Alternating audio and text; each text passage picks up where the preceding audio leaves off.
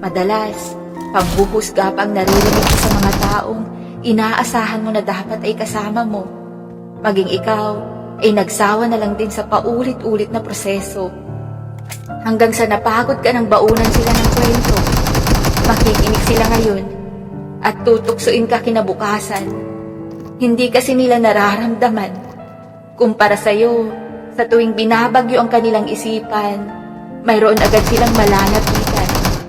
Yun bang hindi na nila iisipin pa kung nakakaistorbo ba sila? Hindi nila iyon naiintindihan na gumuguho ka sa ganito.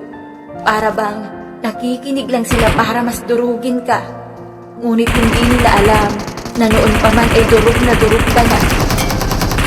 Maging ikaw ay hindi na rin sigurado kung mayroon pa bang natitira sa mga piraso mo. Masyado ka nang iminulat ng realidad, kaya hirap ka nang magtiwala sa mga tao. At ngayon, hirap na hirap kang umusad. Nagkapatong-patong na lahat ng bigat. Pero kahit napakalabo na ang lahat, laban lang.